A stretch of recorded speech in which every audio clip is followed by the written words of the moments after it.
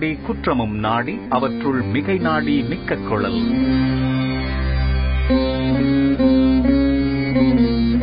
ஒருவரின் குணங்களையும் அவரது குறைகளையும் ஆராய்ந்து அவற்றில் மிகுதியாக இருப்பவை எவை என்பதை அறிந்து அவரை பற்றிய ஒரு தெளிவான முடிவுக்கு வர வேண்டும். வணக்கம். மக்கள் யார் பக்கம் நிகழ்ச்சியின் சிறப்பு தொகுப்பை வழங்குவதற்காக ஹேமா ராகேஷ். தமிழகத்துல தேர்தல் நெருங்கி வரும் நிலையில அரசியல் கட்சிகள் முன்வைக்கக்கூடிய கருத்துக்கள், மக்களின் கோரிக்கைகள், போராட்டங்கள் மற்றும் தேர்தல் தொடர்பான கருத்து கணிப்புகள் என சுவாரஸ்யமான பல விஷயங்களை மக்கள் யார் பக்கம் நிகழ்ச்சியில பார்த்துட்டு வரோம். தமிழக அரசியல் சூழல் பற்றியும் அரசியல்வாதிகள் பற்றியும் ஆட்சி பற்றியும் மக்களின் மனநிலையை பிரதிபலிக்கும் கருத்து கணிப்புகள் தொடர்பாகவும் அது தொடர்பான விவாதங்களையும் நம்ம தினந்தோறும் வழங்கிட்டு வரோம். இன்னைக்கு தமிழக அரசியல்ல மறுசீரமைப்பு அவசியமா என்பது பற்றியும், அரசியல்ல ஈடுபடும் அரசியல்வாதிகளுக்கு கல்வி தகுதி அவசியமா அப்படிங்கறது பத்தியும் மக்கள் என்ன நினைக்கிறாங்க அப்படிங்கிற கருத்து கணிப்பை நம்ம பார்க்க போறோம். அந்த கருத்து கணிப்புக்கு போறதுக்கு முன்னாடி இன்றைக்கு நடந்த சில அரசியல் முக்கிய நிகழ்வுகளை பார்க்கலாம்.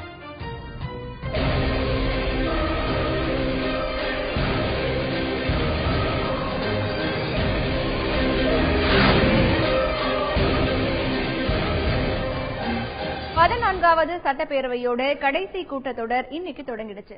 இந்த ஆண்டோட முதல் கூட்டத்தொடர் இது.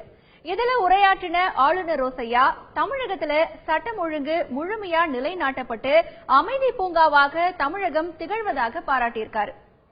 Effective maintenance of law and order has turned Tamil Nadu into a heaven of peace and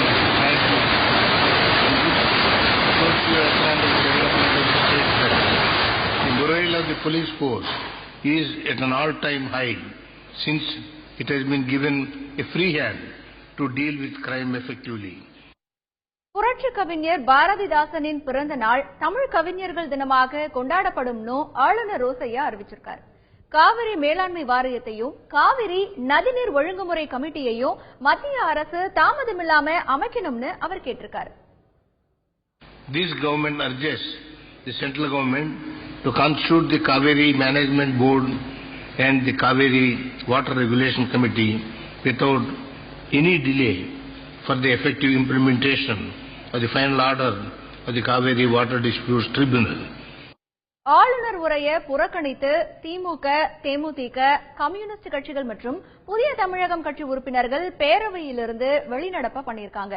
மக்களுடைய கோரிக்கைகள் கண்டுகொள்ளப்படலன்னு அவங்க குற்றம் சாட்டியிருக்காங்க. கவர்னர் உரையினை திராவிட முன்னேற்ற கழகத்தின் சார்பில் நாங்கள் கண்டித்து அதை புறக்கணித்து வெளிநடப்பு செய்திருக்கிறோம். இதற்கு முக்கிய காரணம், சென்னையில பெரும் மழை வந்து அதனால் செயற்கைக்குரிய ஒரு வெள்ளம் ஏற்பட்டு அந்த வெள்ளத்தால் நூற்றுக்கணக்கானவர் உயிர் பலி ஆகியிருக்கிறார்கள். லட்சக்கணக்கானோர் உடைமைகளை இழந்திருக்கிறார்கள். உயர்நீதிமன்ற நீதிபதியை கொண்டு நீதி விசாரணை நடத்திட வேண்டும் என்று தலைவர் கலைஞர் அவர்கள் தலைமையில் திராவிட முன்னேற்ற கழகத்தினுடைய சட்டமன்ற உறுப்பினர்கள் நேரடியாக கவர்னர் அவர்களை சந்தித்து விசாரணை கமிஷன் அமைத்திட வேண்டும் என்று ஒரு மனுவை நாங்கள் ஏற்கனவே வழங்கியிருக்கிறோம். ஆனால் இதுநாள் வரையில் அதற்குரிய பதில், அதற்குரிய விளக்கம், அதற்குரிய பரிகாரம் காணப்படாத காரணத்தால் இன்று வெளிநடப்பு செய்ததற்கு அதுவும் ஒரு காரணம். அதிமுகவுடைய அமைச்சருடைய அலுவலகத்திலேயே வெடிகுண்டு வீசப்படக்கூடிய நிலைக்கு ஜெயலலிதாவுடைய ஆட்சி அந்த அளவிற்கு சட்டம் ஒழுங்கிலே சந்தி சிரிக்கக்கூடிய நிலையில் இருப்பது, அதிமுகவுடைய அமைச்சருடைய அலுவலகத்திலேயே வெடிகுண்டு வீசப்படக்கூடிய நிலைக்கு ஜெயலலிதாவுடைய ஆட்சி அந்த அளவிற்கு சட்டம் ஒழுங்கிலே சந்தி சிரிக்கக்கூடிய நிலையில் இருப்பது, மின்கட்டண உயர்வு, பால் விலை உயர்வு, பேருந்து கட்டண உயர்வு, விலைவாசி உயர்வு, அதேபோல் சுமார் 2.5 லட்சம் கோடி ரூபாய் நம்முடைய தமிழகம் கடனில் மூழ்கி இருக்கக்கூடிய கொடுமை. ஆளுநர் உரையிலே வழக்கம் போல் ஆளுகின்ற அதிமுக அரசு முதல்வர் ஜெயலலிதா உத்தரவின் பேரிலே அவர்கள் எழுதி கொடுப்பதையே இன்றைக்கு ஆளுநர் அவர்கள் உரையாற்றிக் கொண்டிருக்கின்றார். இதுபோல தொடர்ந்து 4 ஆண்டு காலம் ஆளுகின்ற அதிமுக அரசு கொடுக்கின்ற அறிக்கையை தான் ஆளுநர் உரையை படித்துக் கொண்டிருக்கின்றார். அப்படிப்பட்ட உரையை சட்டமன்றத்தில் இருந்து கேட்பதற்கு நேரம் வீணடிப்பதை விட நாங்கள் தேமுதிக சார்பாக வெளிநடப்பு செய்கின்றோம்.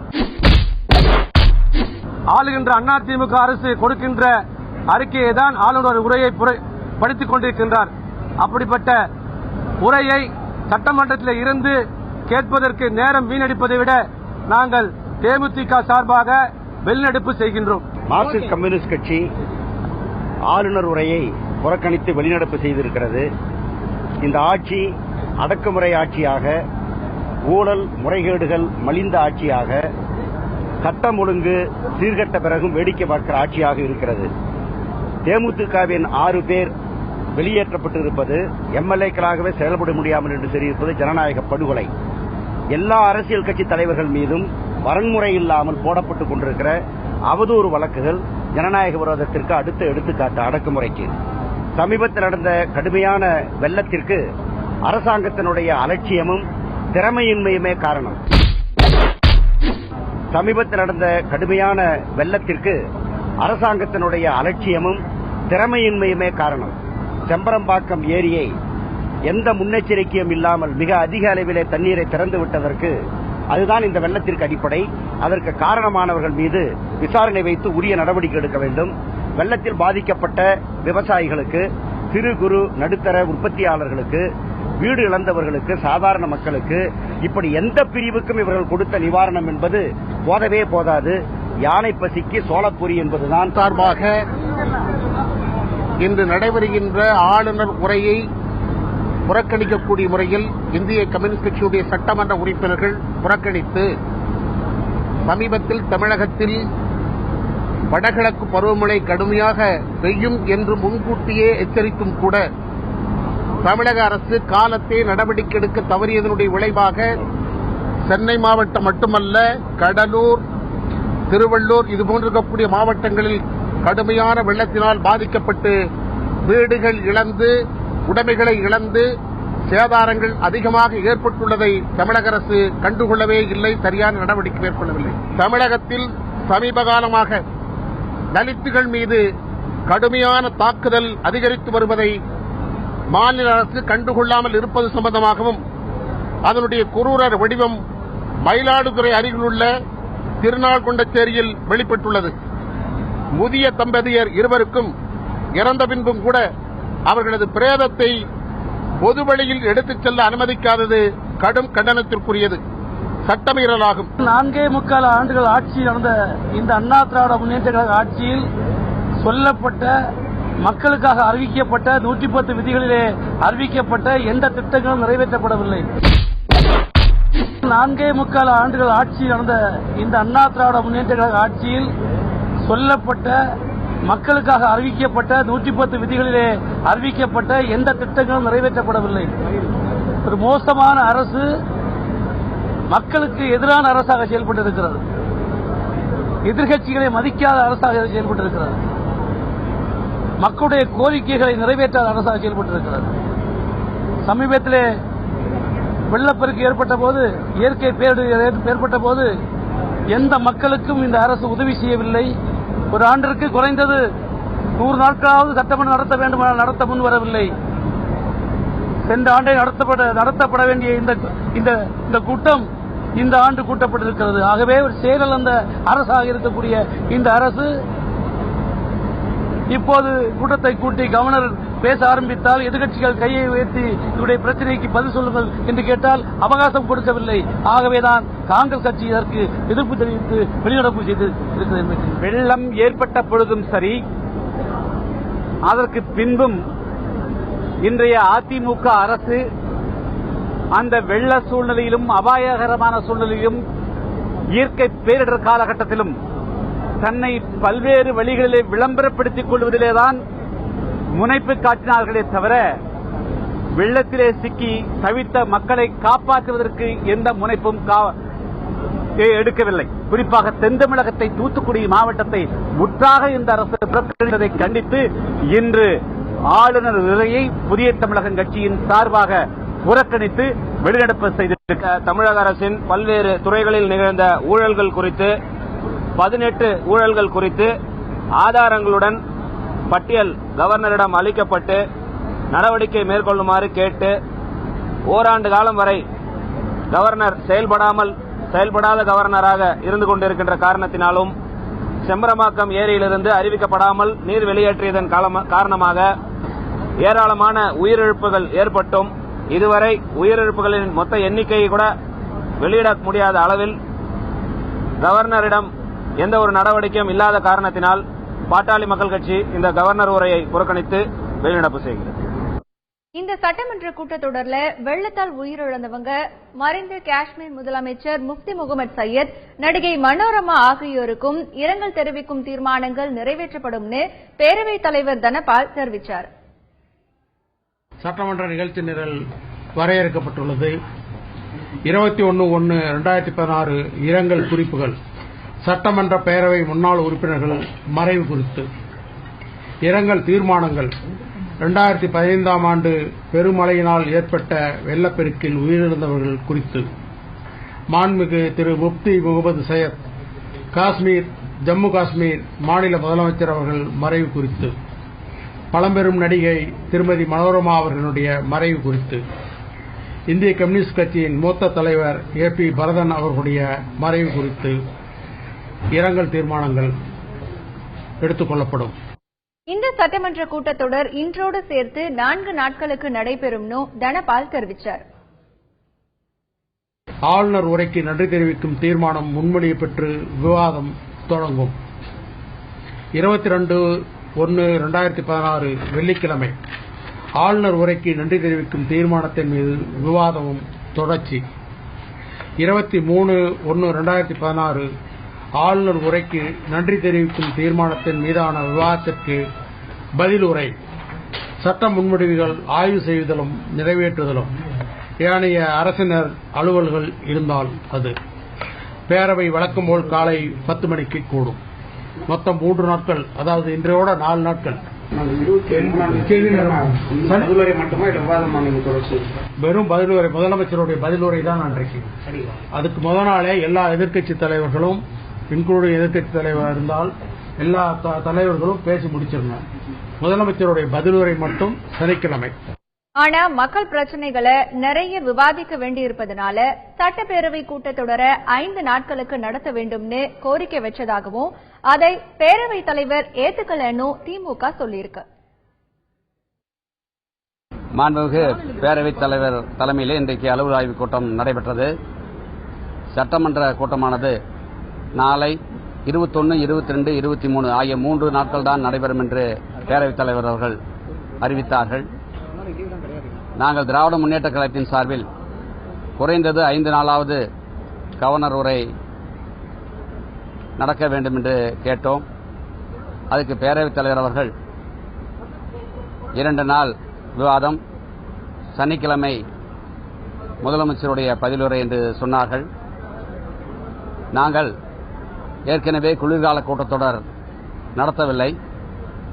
இந்த கூட்டத்தொடரையாவது குறைந்தது ஒரு 5 நாட்கள் நடத்த வேண்டும் என்று கோரிக்கை வைத்தோம்.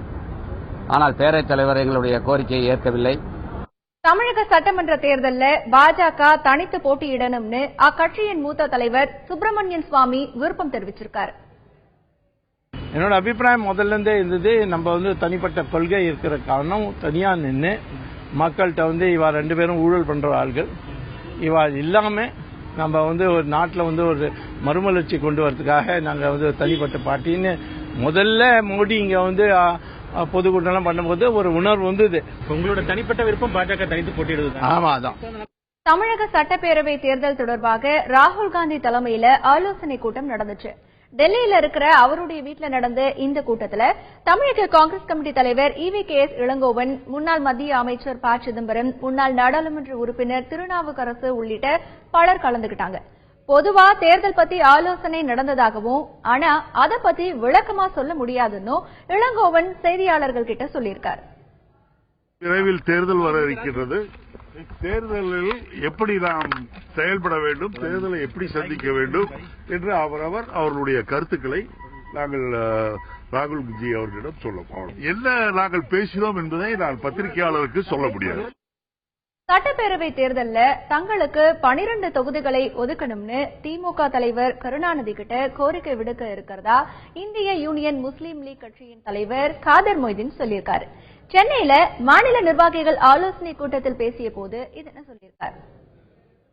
திராவிட முன்னேற்ற கழக கூட்டணியில் சிறுபான்மை முஸ்லிம் சமுதாயத்துக்காக வேண்டி 12 எம்எல்ஏ தொகுதிகள் ஒதுக்கப்பட வேண்டும் என்ற கோரிக்கையை திராவிட முன்னேற்ற கழக தலைமையிடத்திலே நாங்கள் வைத்திருக்கிறோம். 12 எம்எல்ஏ தொகுதிகள் ஒதுக்கப்பட வேண்டும் என்ற கோரிக்கையை திராவிட முன்னேற்ற கழக தலைமையிடத்திலே நாங்கள் வைத்திருக்கிறோம். அது நிச்சயமாக அவர்கள் தருவார்கள் என்று எங்களுக்கு நம்பிக்கை.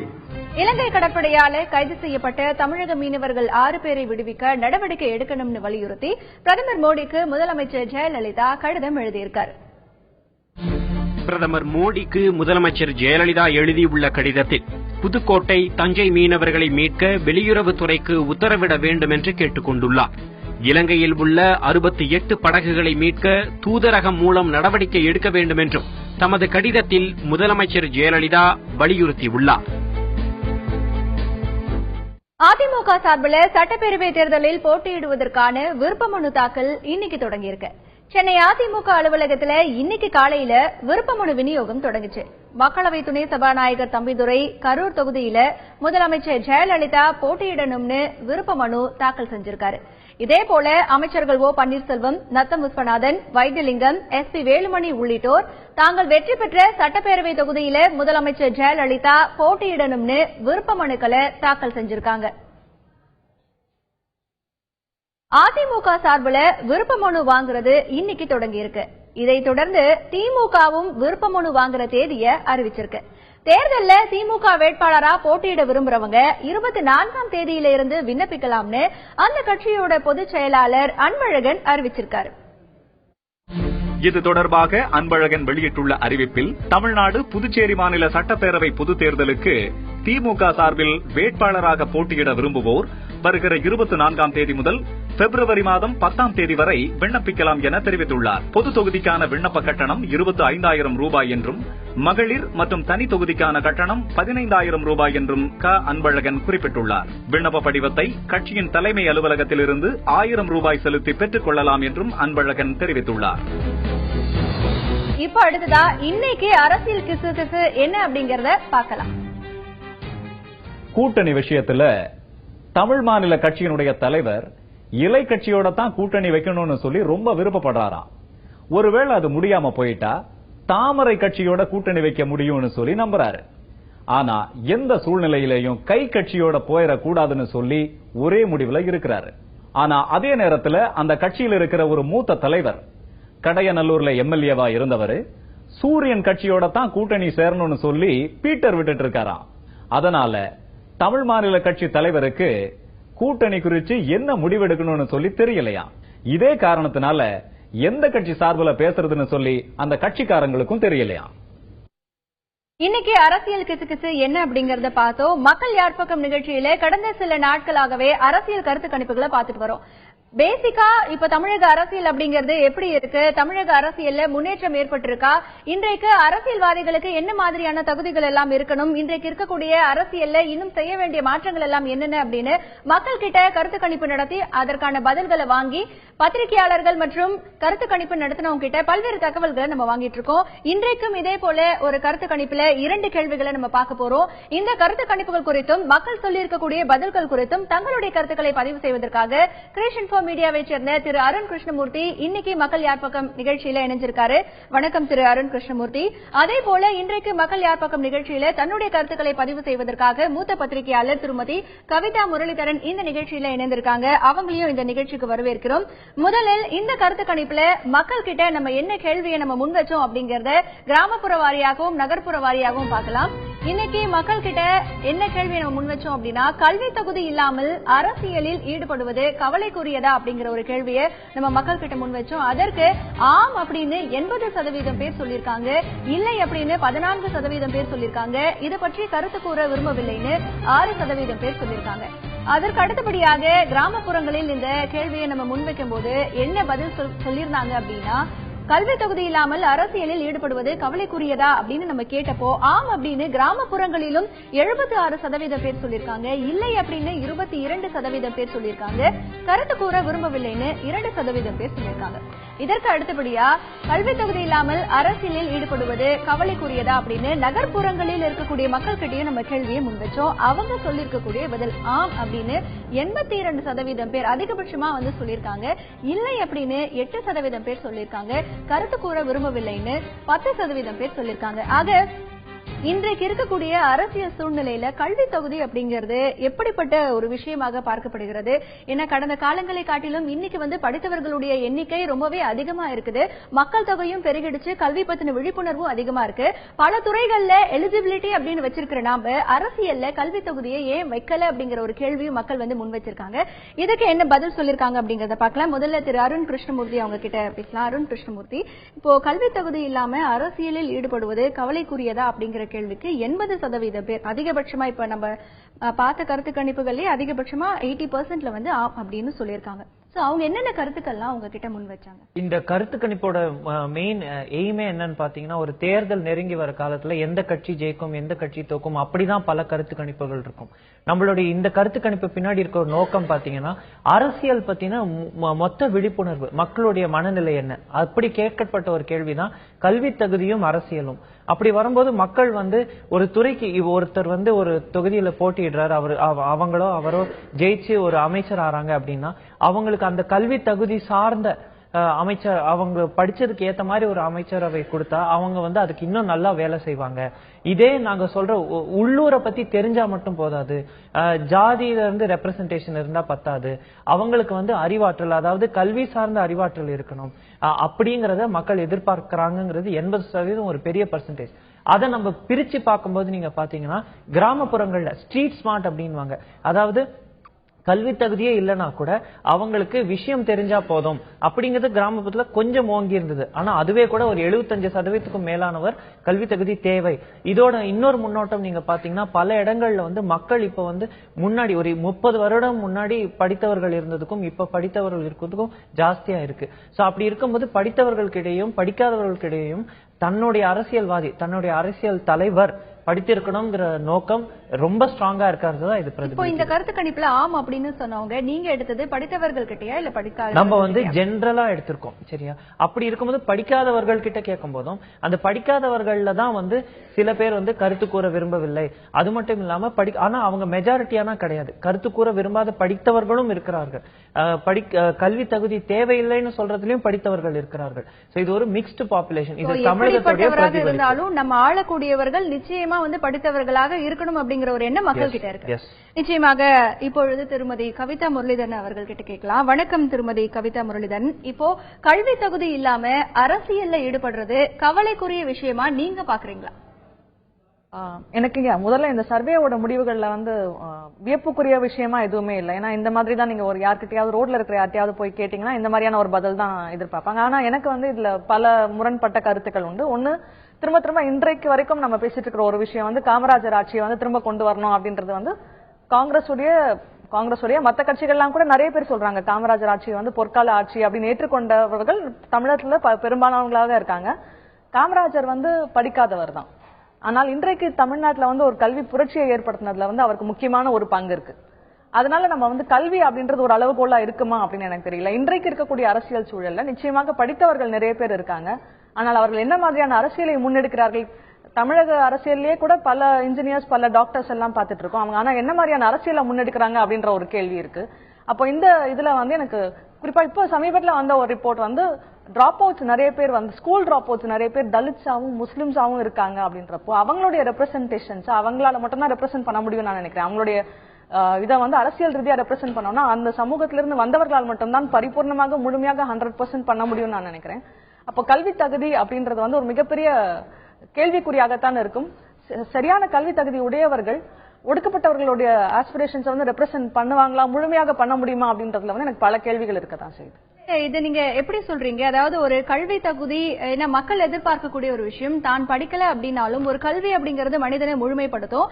ஒரு கல்வி தகுதி இருக்கும் பொழுதோ இல்ல வந்துட்டு ஒரு அதிகமா படிச்சிருக்கும் பொழுதோ நிச்சயமா நம்மளுடைய குறைகள் எல்லாமே அவங்க தீர்த்து வைப்பாங்க அப்படிங்கிற ஒரு நம்பிக்கை இருக்கு. இதை நீங்க எப்படி பாக்குறீங்க? நான் அடிப்படையில இப்ப இருக்க என் கையில இருக்கக்கூடிய தரவுகளை மட்டும் வச்சுட்டு தான் பேசுறேன். இன்றைக்கு படித்தவர்கள் என்ன மாதிரியான அரசியலை முன்னெடுக்கிறார்கள் அப்படின்னா, சுப்பிரமணியம் சாமி மிக அதிகமாக படித்த ஒரு அரசியல் தலைவரா நான் பாக்குறேன். ஆனால் ஒரு ஒடுக்கப்பட்ட மனிதர்களுடைய அரசியல் ஆஸ்பிரேஷன்ஸை அவர் ரெப்ரசென்ட் பண்ணுவாரு அப்படின்ற எதிர்பார்ப்பு எனக்கு இல்ல. இன்றைக்கு ராம்தாஸ், அவருடைய மகன் அன்புமணி ராம்தாஸ் இருவருமே மருத்துவர்கள். ஆனால் அவர்கள் உண்மையாகவே தலித்துகளுக்கு எதிராக செயல்படுறாங்கன்னு ஒரு குற்றச்சாட்டு இருக்கு. அப்ப இதெல்லாம் வச்சு பார்க்கும்போது உண்மையாகவே படித்தவர்களால் ஒரு அரசியல் மாற்றத்தை கொண்டு வர முடியுமா அல்லது ஒடுக்கப்பட்டவர்களுக்கு ஆதரவாக செயல்பட முடியுமா அப்படின்றது அது கல்வி, அதாவது கல்வியே கூடாதுன்னு நான் சொல்ல வரல. ஆனால் கல்வி அப்படின்றது ஒரு இதுவா இருக்காதுன்னு நான் நினைக்கிறேன். அது ஒரு ஸ்டாண்டர்டா இருக்காது அப்படின்னு தான் நான் நினைக்கிறேன். அதுதான் என்னுடைய பாயிண்டா இருக்கு. தொடர்ந்து பேசலாம் திருமதி கவிதா முரளிதரன். திரு அருண் கிருஷ்ணமூர்த்தி, நீங்க சொல்லுங்க. இப்ப ஒரு கல்வி இல்லாம தங்களை ஆளக்கூடியவர்கள் ஏதோ ஒரு தகுதியை வச்சு அரசியலுக்கு வராங்க, அவங்க ஜெயிச்சு வந்துடுறாங்க. அப்போ கல்வி இல்லாம தங்களை ஆள்றதுனால என்ன விளைவுகள் ஏற்படும் சொல்லிட்டு மக்கள் நினைக்கிறாங்க. அவங்களுக்கு ஏதாவது ஒரு அச்ச உணர்வு ஏற்படுதா? நேத்து நம்ம எடுத்த ஒரு கொஸ்டினையும் இன்னைக்கும் இதை நீங்க கோரிலேட் பண்ணீங்க அப்படின்னா, மக்களுக்கு அரசியல்வாதிகளிடம் பயம் இருக்கிறதா அப்படின்னு கேட்கும்போது இருந்ததுன்னு ஒரு பிரதிபலிப்பு ஸ்ட்ராங்கா இருந்தது. அதுக்கு அடுத்தது இந்த கேள்வி நாங்க கேட்கும்போது கல்வி தகுதி உங்க அரசியல்வாதிக்கு தேவையா அப்படிங்கிறப்போ ஆமாம் நாங்க இதுக்கு ஒரு 2-3 இன்செப்ட்ஸ் மாதிரி நான் சொன்னேன்னு பாருங்களேன். திண்டுக்கல்ல ஒருத்தங்க நம்ம கிட்ட சொன்னது இதே அவங்க கொஞ்சம் கூட சொபிஸ்டிகேஷன் எதிர்பார்க்கறாங்க அரசியல்வாதி கிட்ட. அவங்க எதிர்பார்க்கிற அந்த சொபிஸ்டிகேஷன், அவங்க எதிர்பார்க்கிற அந்த ஒரு நல்ல பிஹேவியர் கல்வினால வரும்ங்கிற நம்பிக்கை மக்களுக்கு இருக்குங்கிறத தான் நம்ம இந்த சர்வே மூலமா சொல்றோம், கொண்டு வர ட்ரை பண்றோம். இன்னொன்னு அவங்க நம்மளுக்கு நிறைய இடத்துல சொன்னது இதுதான். இப்போ முன்னாடியே சொன்ன மாதிரி ஒரு துறை சார்ந்த ஒரு விஷயம் சார்ந்த ஒரு படித்த அந்த மாதிரி ஒரு படிச்சுட்டு ஒருத்தர் அதை ரெப்ரசென்ட் பண்ணாங்க அப்படின்னா இன்னும் பெட்டர் ரிசல்ட்ஸ் இருக்கும் அப்படிங்கறதுல ஆரம்பிச்சு சொபிஸ்டிகேஷன் அடுத்தது நீங்க பாத்தீங்கன்னா கல்வி தகுதி வந்தா இன்னோவேஷன், அதாவது புது புது திட்டங்களுக்கும் வழிவகுக்கும் அப்படிங்கிற ஒரு எண்ணம் 2-3 இடத்துல ஐடியாஸா வந்தது. அது முக்கியமா யங்ஸ்டர்ஸ் கிட்ட வந்தது. யங்ஸ்டர்ஸ் கிட்ட நீங்க இந்த கேள்வியை வைக்கும் போது அவங்க கல்வி தகுதி இருக்கிற ஒருத்தர் தங்களை ஆளணும் இல்ல தங்களுக்குள்ள இருந்து ஒருத்தர் வரணும் அப்படிங்கிற எண்ணம்லாம் நிறைய இருக்கு. அதுக்கு காரணம் அவங்க கொடுத்தது இன்னோவேஷன். அதுல படித்த மெட்ராஸ்ல 2 பேர், சென்னையில 2-3 பேர் சொன்ன எக்ஸாம்பிள் பாத்தீங்கன்னா, கனடால ஒரு பிரைம் மினிஸ்டர் இருக்காரு, அவர் எப்படி இப்ப எல்லாரையும் ஒண்ணு சேர்த்து கொண்டு போறாரு. இந்த மாதிரி எக்ஸாம்பிள்ஸ் தான் நம்மளுக்கு நிறைய பேர் கொடுத்தாங்க. நிச்சயமாக தங்களை ஆள்பவர்கள் படித்தவர்களாக இருக்க வேண்டும் என்கின்ற ஒரு கனவு, ஒரு ஆசை இன்றைக்கு இருக்கக்கூடிய இளைய தலைமுறையினரிடத்தில் இருக்கிறது என்கின்ற ஒரு கருத்தும் பதிவு செய்யப்படுகிறது. அதே நேரத்தில் இன்றைக்கு இருக்கக்கூடிய ஒரு கல்வி முறை அரசியல் செய்வதற்கும் அரசியலில் ஈடுபடுவதற்கும் மிக தகுதி வாய்ந்ததாக இருக்கிறதா என்கின்ற ஒரு கேள்வி முன்வைக்கப்படுகிறது.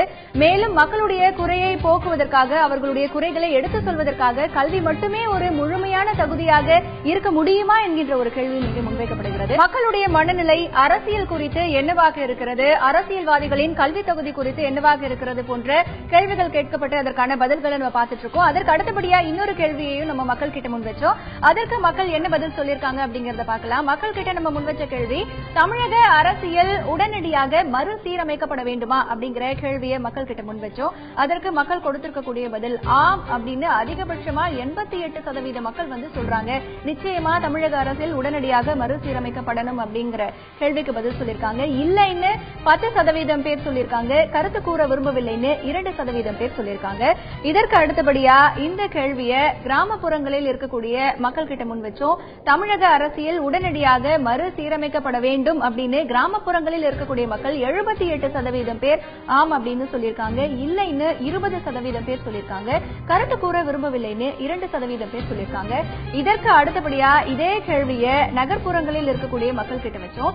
தமிழக அரசியல் உடனடியாக மறுசீரமைக்கப்பட வேண்டுமா என்கின்ற கேள்விக்கு ஆம் அப்படின்னு நகர்ப்புறங்களில் அதிகபட்சமாக 93% மக்கள் ஆம் அப்படின்னு சொல்லியிருக்காங்க. 5% மக்கள் இல்லைன்னு சொல்லியிருக்காங்க, இல்லை அப்படின்னு சொல்லியிருக்காங்க. கருத்து கூற விரும்பவில்லைன்னு 2% மக்கள் சொல்லியிருக்காங்க. மக்கள் இதற்காக என்னென்ன காரணங்கள் எல்லாம் முன் வச்சிருக்காங்க அப்படிங்கறது கேட்போம். திரு அருண் கிருஷ்ணமூர்த்தி, தமிழக அரசியல் உடனடியாக மறுசீரமைக்கப்படணும்னு 88% பேர் சொல்லியிருக்காங்க. ஏன் மறுசீரமைக்கப்படணும்னு சொல்லியிருக்காங்க? இது மறுசீரமைப்பு அப்படின்னு மக்கள் கிட்ட நம்ம கேட்கும்போது அவங்களுக்கு வந்த பதில்கள் பாத்தீங்கன்னா, ஒரு சின்ன சின்ன விஷயத்துல இருந்து அரசியல் நாகரிகம் இன்னைக்கு சட்டசபை தொடங்கி இருக்கு. சோ இந்த கேள்வி இன்னைக்கு ரொம்ப ஆப்டா இருக்கும். பாத்தீங்கன்னா அரசியல் நாகரிகம், அது மட்டும் இல்லாம முன்பு பேசியது போல எதிர்கட்சிகளிடையே ஒரு ஒத்துழைப்பு, பொலிட்டிக்கல் சிஸ்டம்ல ஒரு ஒத்துழைப்பு, இதெல்லாம் இல்ல அப்படின்னு பாக்குறாங்க. இன்னொன்னு நம்ம நேத்து ஒரு கேள்வி கேட்டிருந்தோம், இங்க தலைவர்கள் அந்த கட்சியை விட பெருசாவும் அவங்க கட்சிகளுக்கு அதிக முக்கியத்துவம் கொடுக்கப்படுகிறதான்னு கேட்டிருந்தோம். அதுவும் இருந்தது. சோ இங்க மக்கள் கொள்கைகள் டிஃபீட் ஆயிடுச்சோ, கொள்கைகள் பின்தள்ளப்பட்டதோ அப்படிங்கிற பிரதிபலிப்பு நிறைய இருந்தது. அது மட்டும் இல்லாம நகர்ப்புறத்துல 93%. அதுல இன்ட்ரெஸ்டிங் எக்ஸாம்பிள்ஸ் நம்மளுக்கு வந்தது. எப்படி ஒரு தலைவரோ தலைவிக்காகவோ இங்க பேனர் வைக்கிறதுல இருந்து இதெல்லாம் மாறணும் அப்படிங்கிற இது நிறைய இருக்கு. அது மட்டும் இல்லாம என் தலைவரோட தலைவிடமோ எனக்கு இன்னும் கொஞ்சம் இன்டராக்ஷன், அதாவது அவங்க கிட்ட நான் கேள்வி கேட்கணும், எனக்கு பதில்கள் கிடைக்கணும். நிறைய விஷயம் என்ன நடக்குதுன்னே தெரியாத ஒரு மாயையில வாழ்ந்துட்டு இருக்கோங்கிற மாதிரி நிறைய பதில்கள். அந்த கம்ஃபர்டபிள் ஜோன் பொதுமக்கள் எதிர்பார்க்கறாங்க. என்னை ஆளக்கூடிய தலைவர்கள் கிட்ட நான் ஃப்ரீயா பேசணும், என்னுடைய குறைகள் எல்லாம் நான் சொல்லணும்.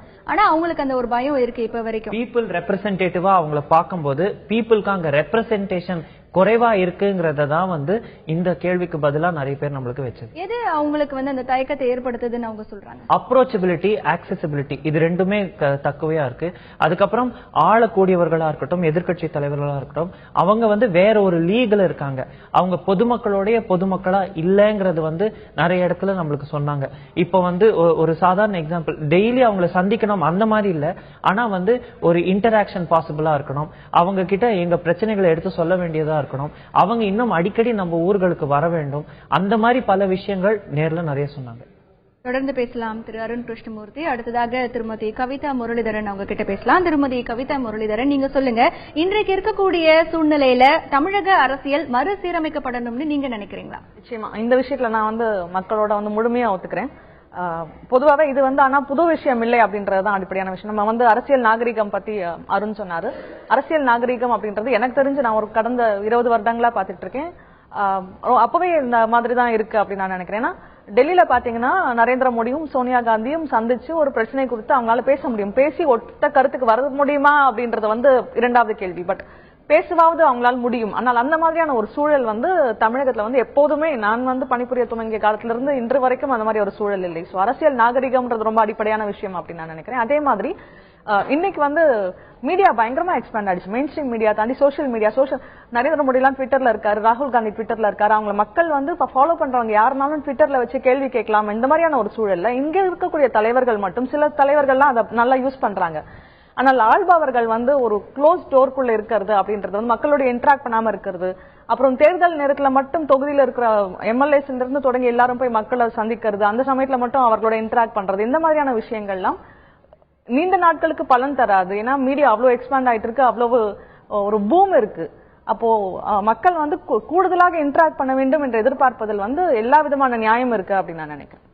இப்போ ஏற்கனவே நீங்க சொன்னீங்க, இப்போ சோனியா காந்தி அவர்களாக இருக்கட்டும், இல்ல மோடி அவர்களாக இருக்கட்டும், அவங்க ரெண்டு பேரும் ஒரு பார்ட்டியில மீட் பண்ணும்போது கூட ஒரு சம்பிரதாயத்தை கூட வணக்கம் எல்லாம் சொல்லிக்கிறாங்க. இல்ல மற்ற விஷயங்கள் எல்லாமே சேர்ந்து பண்ணக்கூடிய ஒரு சூழல் இருக்கு. நம்ம தமிழகத்தை பொறுத்த வரைக்கும் அந்த மாதிரியான ஒரு அரசியல் நாகரிகம் இல்ல அப்படின்னு சொல்றீங்க. இதற்கு தடையாக இருக்கக்கூடிய காரணங்களா நீங்க என்ன பாக்குறீங்க? ஏன் மற்ற விஷயங்கள் எல்லாமே நம்ம அப்டேட் ஆக இருக்கும் பொழுது ஏன் இந்த மாதிரியான விஷயங்களுக்குள்ள இன்னும் நம்ம போக தயங்குறாங்க நம்முடைய அரசியல் கட்சி தலைவர்கள்? அதற்கு தடையாக இருக்கக்கூடிய காரணங்கள் இல்ல, இது ஒரு தமிழக அரசியலை பொறுத்தவரை ரொம்ப பர்சனல் லெவல்ல ஒரு பிட்டர்னஸ் இருக்கு அப்படின்றதுதான் என்னுடைய புரிதலா இருக்கு. என்னுடைய புரிதல்ல தவறுகள் கூட இருக்கலாம். ஆனா என்னுடைய புரிதல் இங்க இருக்கக்கூடிய மிக முக்கியமான 2 தலைவர்களுக்குள் பர்சனல் லெவல்ல ஒரு சில பிட்டர்னஸ் இருக்கு. அந்த பிட்டர்னஸ் மட்டுமே காரணமாக இருக்கிறதா அப்படின்னு தான் நான் நினைக்கிறேன். அதே மாதிரி நம்ம டெல்லியில பார்த்தோம்னா அந்த பிட்டர்னஸ் எல்லாம் அங்கேயும் கடுமையாக விமர்சித்துக் கொள்கிறார்கள், கடுமையாக ஒருத்தர் எதிர்த்துக் கொள்கிறார்கள். ஆனால் ஒரு ஜிஎஸ்டி பில் அப்படின்னு வரும்போது அதை பத்தி உட்கார்ந்து பேசக்கூடிய ஒரு மனநிலையில அவங்க இருக்காங்க. எங்கேயாவது பார்க்கும்போது ஒரு பிளசன்ட்ரிஸ் எக்ஸ்சேஞ்ச் பண்ணிக்கிறாங்க. அது பற்றிய எந்த தயக்கங்களும் இல்லை. அந்த சூழலை நோக்கி தான் நீங்க செல்ல வேண்டியிருக்கு. ஆனால் இங்க பாத்தீங்கன்னா ஒரு கட்சியில ஒரு தலைவர் ஒரு யாரையாவது எக்ஸ்பெல் பண்ணிட்டாங்கன்னா எக்ஸ்பெல் பண்ணவங்களோட கட்சிக்காரர்கள் எந்த விதமான கம்யூனிகேஷனையும் வைத்துக் கொள்ள கூடாது அப்படின்றது எல்லாமே இங்க நடைமுறையில இருக்கு. அது அதிகாரப்பூர்வமாகவும் இருக்கிறது. இப்படியான ஒரு நீங்க பேசக்கூட கூடாது கட்சியிலிருந்து வெளியேற்றப்பட்டவர்களுடன் அப்படின்னு இருக்கும் போது இந்த மாதிரியான இவ்வளவு எக்ஸ்பான்ஷனுக்கு சாத்தியம் இருக்கா அப்படின்னு எனக்கு தெரியல. அப்ப கட்சியிலிருந்து வெளியில போனவங்களோட பேசக்கூடாது அப்படின்னா எதிர்கட்சியினரோட எப்படி பேச முடியும் அப்படின்றது இது தொண்டர்கள் மட்டத்திலிருந்து தொடங்கி தலைவர்கள் வரையிலும் இதுதான் நிலைமையாக இருக்கிறது. அடிப்படையில இதுக்கு வந்து ஒரு பர்சனல் பிட்டர்னஸ் தான் காரணமா இருக்கு. பட் மக்களுடைய நலனை கருத்தில் கொண்டு இதெல்லாம் தாண்டி எதிர்க்கட்சியும் ஆளும் கட்சியும் ஒன்றிணைந்து செயல்பட வேண்டிய தேவை சில விஷயங்கள்ல நிச்சயமா இருக்கு அப்படின்னா. நிச்சயமாக இப்ப நீங்கள் சொல்வது போல இப்ப மற்ற மாநிலங்களை பார்க்கும்பொழுது, உதாரணத்துக்கு நம்ம கேரளா அப்படிங்கிற ஒரு மாநிலத்தை எடுத்துக்கும் பொழுது ஏதோ ஒரு பிரச்சனை வந்தது அப்படின்னா ஒட்டுமொத்தமாக அது காங்கிரஸ் கட்சியாக இருந்தாலும் சரி, இல்ல கம்யூனிஸ்ட் கட்சியாக இருந்தாலும் சரி, அனைவருமே ஒன்றிணைந்து வந்து குரல் கொடுக்கக்கூடிய ஒரு விஷயம் இருக்கு. இதே தமிழகத்துல அப்படி ஒரு நிலை இருக்கா அப்படிங்கறது ஒரு கேள்விக்குறி இங்க நமக்கு எழுது. திரு அருண் கிருஷ்ணமூர்த்தி, நீங்க சொல்லுங்க. இப்ப இளைஞர்கள் கிட்ட நீங்க எல்லாமே பேசியிருப்பீங்க. அவங்க வந்து தமிழக அரசியல்ல என்ன மாதிரியான மறுசீரமைப்பு எல்லாம் தேவை அப்படின்னு சொல்லியிருக்காங்க? நம்ம இளைஞர்கள் மட்டும் எடுக்காம ஒரு செக்ஷனா பார்த்தோம் அப்படின்னா ஒரு பர்டிகுலர் குரூப், விமனா இருக்கட்டும், இல்ல ஃபர்ஸ்ட் டைம் ஓட்டர்ஸா இருக்கட்டும், இல்ல ரொம்ப காலமா ஓட்டு போட்டுட்டு இருக்கணும், ஒருத்தருக்கு இருக்கிற அரசியல் முதிர்ச்சி பொறுத்து அவங்க கொடுத்த பதில்கள் பாத்தீங்கன்னா, இங்க இருக்கக்கூடிய ப்ராஜெக்ட்ஸ் இப்போ மக்களுக்கு அரசாங்கத்துல எந்த அளவுக்கு பங்களிப்பு இருக்கு அப்படிங்கிற கேள்வி மக்கள் நம்ம இடையே நிறைய வச்சாங்க. அதுல முக்கியமா வந்த எக்ஸாம்பிள்ஸ் பாத்தீங்கன்னா, எங்க ஊருக்குள்ள வர ஏதாவது ஒரு ப்ராஜெக்ட்க்கு எங்க கிட்ட ஒப்பீனியன் கேட்கறாங்களா அப்படின்னா அதுல எங்களுடைய பார்ட்டிசிபேஷன் எவ்வளவு இருக்கு, அது ஒரு கேள்வியா இருந்தது. மற்ற கேள்விகள் வந்து ஏதாவது ஒரு ப்ராஜெக்ட் ஆரம்பிச்சு அது நடக்கும் போதோ இல்ல அது நடக்கலங்கிற போதோ எங்களுக்கு கேள்வி கேட்கிற உரிமை இருக்கா, இந்த மாதிரி வந்து மக்கள் நல உரிமைகள் வந்து இல்லங்கிறத வந்து நிறைய பேர் நம்மளுக்கு சொன்னதுனாலதான் இந்த அரசியலுக்கு வந்து மறுசீரமைப்பு தேவை, இந்த மாதிரி ஆக்கப்பூர்வமான சீரமைப்புகள் தேவைன்னு தான் நிறைய பேர் நம்மளுக்கு பாயிண்டர்ஸ் கொடுத்தாங்க. நிச்சயமாக இன்றைக்கு இருக்கக்கூடிய தமிழக அரசியலில் மறுசீரமைப்பு பணிகள் அதிக அளவில் தேவை என்கின்ற ஒரு கருத்து இளைஞர்கள் மட்டுமல்லாமல் முதல் தலைமுறை வாக்காளர்கள் கிட்டயும் இருக்கு. திருமதி கவிதா முரளிதரன், நீங்க சொல்லுங்க, இன்னும் என்னென்ன விஷயங்கள் எல்லாம் தமிழக அரசியல்ல மறுசீரமைக்கணும் அப்படின்னு சொல்றீங்க? ஏற்கனவே பேசணும் அரசியல் நாகரிகத்துல நிச்சயமா ஒரு மறுசீரமைப்பு தேவை அப்படின்னு. அதை தாண்டி இன்னும் என்னென்ன விஷயங்கள் எல்லாம் மறுசீரமைப்பை நம்ம எதிர்பார்க்கக்கூடிய சூழல்ல இருக்கும்? அடிப்படையா ஒரு குறிப்பாக அரசியல் கட்சிகளும் சரி ஆளும் கட்சியும் சரி, they should be made accountable அப்படின்னு நினைக்கிறேன். ஒவ்வொரு பிரச்சனைக்கும் வந்து தேர்தல் சமயத்தில் மட்டும்தான் அவர்கள் வந்து மக்களிடம் சென்று விளக்கம் கொடுப்பது, இல்ல அந்த சமயத்தில் மட்டும்தான் மக்கள் மீதான அக்கறையை வெளிப்படுத்துவது அப்படின்ற சூழல் இல்லாமல் அவர்கள் ஆட்சியில் இருக்கக்கூடிய 5 வருடங்களும் சரி எதிர்க்கட்சிக்குமே அந்த பொறுப்பு இருக்குன்னு தான் நினைக்கிறேன். என்னால் குறிப்பிட்ட சதவீத மக்கள் வந்து எதிர்க்கட்சிக்குமே ஓட் போட்டிருப்பாங்க. அப்ப நீங்க வந்து அதெல்லாம் கணக்கில் எடுத்துக்கொண்டு எல்லா சமயங்களிலும் political party should be made accountable அப்படின்றதுதான். அப்ப மக்கள் பிரச்சனைகள்ல வந்து கூடுதலாக கவனம் செலுத்துவது, அதுக்கு வந்து ஒரு ஓட் பேங்க் இருக்கா இல்லையா அப்படின்றதெல்லாம் ஒரு ஃபேக்டரா இருக்கக்கூடாது. நிச்சயமாக குறிப்பாக அரசியல்ல வந்து ஆளும் கட்சிக்கு அது ஒரு ஃபேக்டராக இருக்கக்கூடாது. மக்கள் பிரச்சனைகள்ல வந்து கவனம் கூடுதலாக செலுத்த வேண்டும். அதுல இருக்கக்கூடிய இஷ்யூஸை வந்து தே ஷுட் பி மேட். இப்ப நேற்றுக்கு வந்து மேனுவல் ஸ்கேவெஞ்சிங்ல வந்து 4 பேர் இறந்திருக்காங்க. இன்னைக்கு நான் அந்த இடத்துக்கு போயிருந்தேன். ரொம்ப பரிதாபமா இருந்தது. அவங்க அந்த மேனுவல் ஸ்கேவெஞ்சிங் ஆக்ட் படி அந்த எஃப்ஐஆர் ஃபைல் பண்ணுவாங்களா, அதுல அவங்களுக்கான நீதி கிடைக்குமா, நியாயம் கிடைக்குமா என்ற பல்வேறு கேள்விகள் இருக்கு. இதை வந்து ஆளும் கட்சி வந்து இது ஒரு மாதிரி ஒரு காம்ப்ரமைஸ் பண்றதா ஒரு குற்றச்சாட்டும் அந்த ஏரியால இருக்கு. இப்ப இந்த மாதிரியான ஒரு பிரச்சனை வரும்போது I think the government should be made accountable. அங்க இருக்கிறவங்களுக்கு எல்லாம் அந்த கோபம் இருக்கு. அவங்க வந்து ரொம்ப சின்ன இடமாக இருக்கலாம், ஆனால் அவர்களும் வந்து இந்த மண்ணில் வாழ்பவர்களுக்கு தான் அவர்களுக்கான முக்கியத்துவம் கிடைக்க வேண்டும் அப்படின்னு தான் நான் நினைக்கிறேன். இந்த மாதிரியான அடிப்படையான விஷயங்கள், இந்த மாதிரியான மாற்றங்கள் வந்து அரசியல்ல வந்து நிச்சயமாக வர வேண்டும் அப்படின்னு நான் நினைக்கிறேன். நிச்சயமாக நீங்கள் சொன்னது போல இப்போ சட்டமன்ற தேர்தல் வர நெருங்கிட்டு இருக்கு. ஏற்கனவே அரசியல் பற்றிய ஒரு விழிப்புணர்வு ஒரு பக்கம் இருந்தாலும் இந்த சட்டமன்ற தேர்தல் வர இருக்கக்கூடிய நிலையில இன்னும் அரசியல் குறித்து அதிகமான ஒரு ஆர்வமும் விழிப்புணர்வும் அனைத்து தரப்பு மக்கள் கிட்டையும் இருக்கு அப்படின்னு சொல்லலாம். இப்ப கருத்து கணிப்பு முடிவுகளை பார்க்கும் பொழுது ஒவ்வொரு கருத்து கணிப்பு கேள்விகளிலும் மக்கள் தங்களுடைய பதில்களை பதிவு பண்ணியிருக்காங்க. இன்றைக்கு தமிழக அரசியல்ல நிச்சயமா ஒரு மறுசீரமைப்பு வேண்டும் அப்படிங்கிற ஒரு கோரிக்கையும் வச்சிருக்காங்க. அதுல அதிகபட்சமான பதில்களையும் கொடுத்திருக்காங்க. அது கிராமப்புறமாக இருந்தாலும் சரி, நகர்ப்புறமாக இருந்தாலும் சரி, தங்களை ஆளக்கூடியவர்கள் கல்வி தகுதி மிக்கவர்களாக இருந்தால் இன்னும் நன்மை பயக்கும் அப்படிங்கிற ஒரு எண்ணமும் அவர்கள் கிட்ட இருக்கு. அதே நேரத்தில் இப்ப வடக்கே இருக்கக்கூடிய அரசியல் நாகரிகம் இங்கே நம்முடைய தமிழகத்தில் இல்லை அப்படிங்கிற ஒரு குறையும் இருக்கு. தங்களை ஆள கொண்டிருப்பவர்கள் தங்களுடைய தலைவர்களை ஈஸியா நாங்க போய் அணுகணும், எங்களுடைய பிரச்சனைகளை சொல்வதற்கு அவர்கள் தங்களுக்கான இடம் வழங்க வேண்டும் என்கின்ற ஒரு எண்ணமும் அவங்க கிட்ட இருக்கு. இன்னைக்கு இந்த நிகழ்ச்சியில பங்கேற்று தங்களுடைய கருத்துக்களை முன்வைத்த திரு அரு கிருஷ்ணமூர்த்தி அவர்களுக்கும் திருமதி கவிதா முரளிதரன் அவர்களுக்கும் நன்றி. மீண்டும் மக்கள் யார் பக்கம் நிகழ்ச்சியில் சந்திக்கலாம். அதுவரை உங்களிடமிருந்து விடைபெறுவது ஹேமா ராகேஷ்.